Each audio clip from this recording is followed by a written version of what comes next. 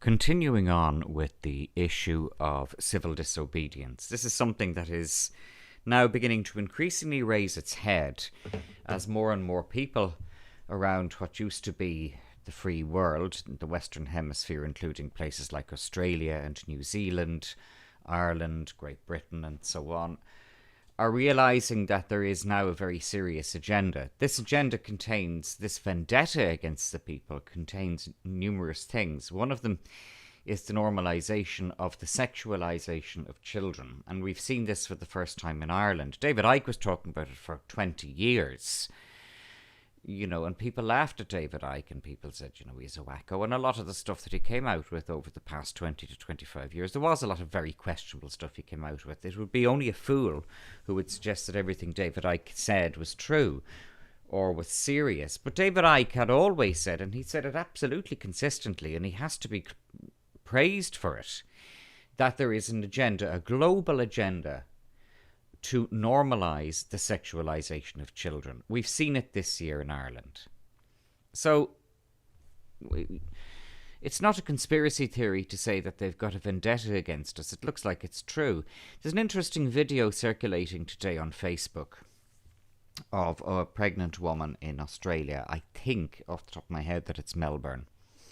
And I mention Melbourne because Melbourne has been suffering very severe and draconian lockdown measures as of late, in which people in public sector housing, particularly high-rise flats, have not been allowed to leave. Now, the woman is seen on the Facebook video to be put under arrest. Her boyfriend is there as well. Frankly, I think her boyfriend could get bra tips from Dolly Parton by the looks of him. Certainly, I wonder how excited he was when he got his Nintendo at Christmas time, and how much alcohol he drinks, combined with soy burgers and added estrogen. But those kind of women tend to end up with those kind of men. Nevertheless, it's interesting to look at these two people, because what actually happened was that the woman was put under arrest for inciting an illegal gathering.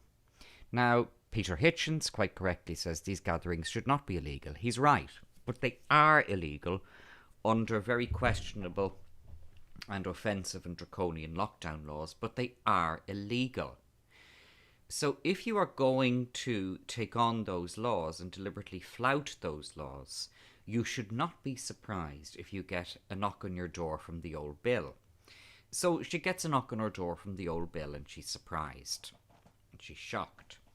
Whereas if she had any dignity, particularly given the fact that the video was being recorded, I think it was being live streamed, she would say, okay, yes, I did put it up. You're going to seize all of my devices. You're going to put me under arrest. Let's go. By the way, I'm pregnant and I need you to recognise my right to have an ultrasound or whatever special medical requirements I have concomitant to my being pregnant. But she has a shit fit, and the boyfriend is saying, oh, why don't we just ask you to delete it? We'll just ask you to delete it and maybe it'll be okay. Maybe they'll wreck off then. And these people aren't realistic. They are coming from a perspective that we see with the free men on the land and the freetards, and the pseudo-legals and a lot of other crank movements, that civil disobedience is free. Nobody responsible would ever suggest that civil disobedience is free, nor would they attempt to inveigle anybody else into their own civil disobedience. So, for instance, I'm engaging in civil disobedience to a certain very clearly marked extent in relation to my refusal to wear a mask. Am I attending public protests? No. I have invited people to display banners on the wall that's at the back of my home that faces out onto the public beach. Are we going to be having a protest there? I think that that's illegal, so I'm not going to be calling on any kind of protest there. But I am entitled to have banners displayed on my home. Unless they were, swastikas or openly insightful, which they're not. I mean, I'm not going to tolerate any illegal or offensive banners. All I'm going to be saying is banners on the theme of you should not wear a mask. I can't be incriminated for that. So, if you are going to engage in civil disobedience, you have to be aware that it comes with a price. And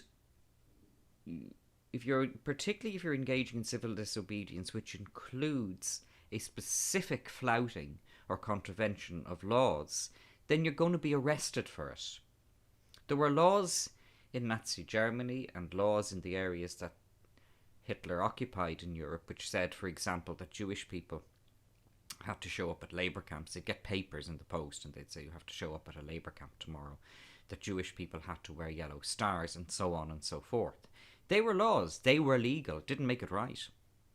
So I'm not in any way propagating the notion that just because something's in law that it's morally defensible or that you are morally obliged to obey it. You're not. But if you choose to disobey it, you have to know what you're doing. You have to be careful about this. And increasingly these days, the internet is full of these, keyboard warriors. I'm not suggesting that that woman is a keyboard warrior. She was organising a protest. But she seems to be surprised, as I said earlier, that she got a knock on the door from the police. And what do you think is going to happen? Particularly given that the federal government of Australia, not even just the state government of Victoria, but the federal government of Australia has, they bet the farm on this shit. They're not going to tolerate people standing up to them that way or defying them. They want to be seen to be doing this. So you'll find that the powers that be were delighted that she was arrested and on this video, and they were thrilled that she was upset at it. Whereas if she had been polite to the police when they arrived and said, I'm going to be cooperative now, okay, you're putting me into custody, I'd like you to contact a legal representative on my behalf, here's the name, number, etc., which is what I've done. I've already notified the Gardaí of the solicitor that I want to act for me if I am arrested. Then she would have won the moral high ground, whereas both she and her boyfriend look like amateurs on that video. Whereas you have to behave like a professional if you're doing things like this. And when you're put under arrest, particularly if you're being videoed, you must be courteous to the police. You must not be abusive. No, she wasn't. She was not abusive to the police. But she was not initially entirely cooperative. And you have to be cooperative with them if you're being put under arrest, because you're only making it worse for yourself. Now, particularly a lippy boyfriend like that, who's all full of, the police really, really like people like that. Particularly middle-class bros. They really dig those kind of fuckers. No. You have to have your wits about you when you're doing shit like this.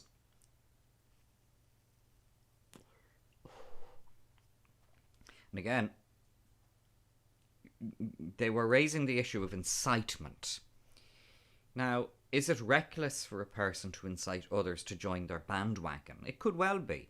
I'm not inciting others to join my bandwagon. All I'm doing is making it clear publicly on social media what I am doing.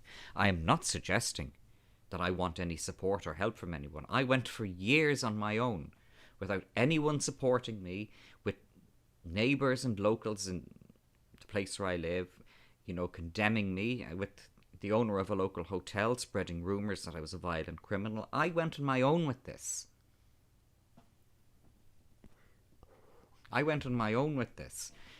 And it can be a lonely road at the start, but then you realise that you're better off on your own if you know how to represent yourself in court. And again, this gets back to the civil disobedience having a price. You go into court and you start all the free man and the land stuff. This comes from a notion, the free man and the land stuff comes from a delusion that if you go to court, you can just come out with magic words which will get you out of the charge, or get your arrears for a mortgage, which so many of these ones are, get those cancelled. It doesn't work like that. All of these things, if you're going to take on the system, it comes at a price. Then when you become experienced and when you're used to working on your own, and when you begin to realise that the people who are spreading rumours about you aren't worth the shit off your shoe, you then realise, first of all, that it's not half the battle that people make it out to be. And secondly, you become aware of what Dave Cullen so accurately said, and he's so, in his excellent recent video, don't live in fear. It's the fear that'll kill you. It's the fear that'll kill you. It's like the Warsaw Ghetto. Once the Jews in the Warsaw Ghetto decided to, they said, well, fuck it, we're going to die anyway. We might as well go down with guns blazing. And they were right. They should have done it sooner. And this ties into something else. The Jews in the Warsaw Ghetto were misled. They were misled by numerous people. But one of the groups they were misled by was a crowd of cowards and turncoats within them, the Jewish Council. Thomas Sheridan had a great video on this the other night. Really, really good video on this. And when the uprising happened in the Warsaw Ghetto, the first people who got the bullet were the Jewish Council, because they had compromised their own kinsfolk. And this is the other thing. You must be aware of traitors in your midst. You must be aware of compromisers in your midst. If you're going to go down this road, you can't have traitors on board. You can't have people who fuck around on board. And this gets back to the much older practice and principle that I had and I still have. I won't knock around with cranks. If I ever see in a post on Facebook or Twitter somebody coming out with Freeman on the land stuff, or I'm a sovereign citizen and you need to invoke natural law rather than positive law, and I just say, now, fuck off, and I block them. Because that is just, they are actually turncoats. They are actually treacherous to you, whether they're probably not clever enough to understand it. But they're damaging you. You can't have them on board. You can't have them with you.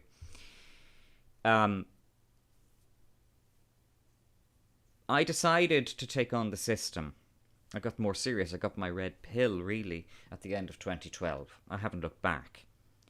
And now we look at psychopaths, and we look at all, and I will do another video on the issue of psychopaths. I haven't talked about that as much as I wish. You'd never go back. Once you've taken the red pill, you can't untake it. Once you've worn the black glasses, you can't pretend you haven't worn them. You cannot unsee what you see in the black glasses.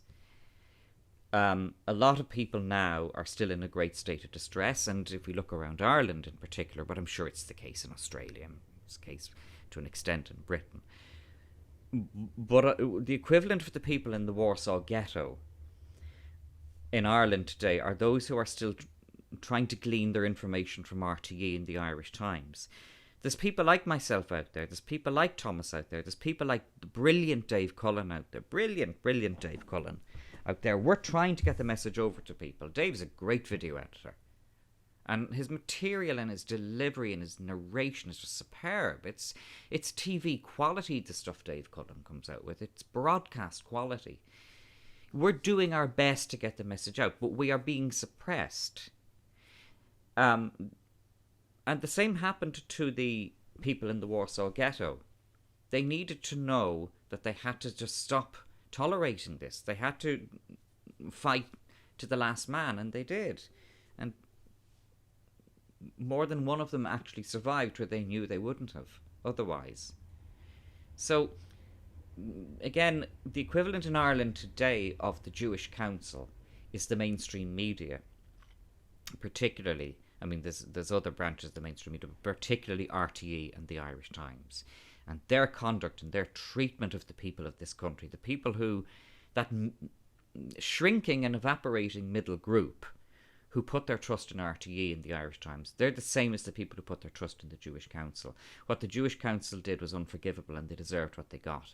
And what's coming for RTE and the Irish Times is the same.